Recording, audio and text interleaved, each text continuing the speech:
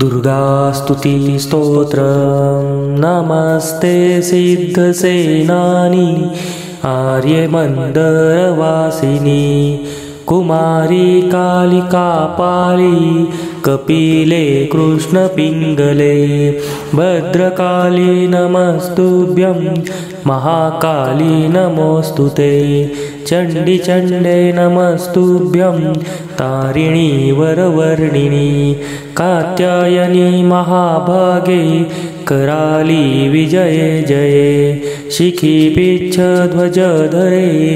नानाभरणभूषिते अट्टशूलप्रहरणे खड्गखेटधारिणे गोपेन्द्रस्यानुजे ज्येष्ठे नन्दगोपकुलोद्भवे महिषासुरप्रिये नित्यं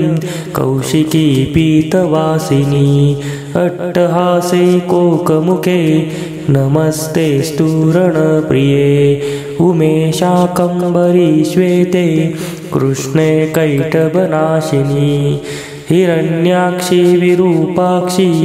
सुधूम्राक्षी नमोऽस्तुते वेदश्रुति महापुण्ये ब्रह्मण्ये जातवेदसी जम्बुकटकचैत्येषु नित्यं सन्निहितालये त्वं ब्रह्मविद्याविद्यानां महानिद्रा च देहिनां स्कन्दमातर्भगवती दुर्गे कान्तारवासिनी स्वाहाकार स्वधा चैव कलाकाष्ठा सरस्वती सावित्री वेदमाता च तथा वेदान्त उच्यते स्तुतासि त्वं महादेवी विशुद्धेनान्तरात्मना जयो भवतु मे नित्यं त्वत्प्रसादाद्रणाजिरे कान्तारभयदुर्गेषु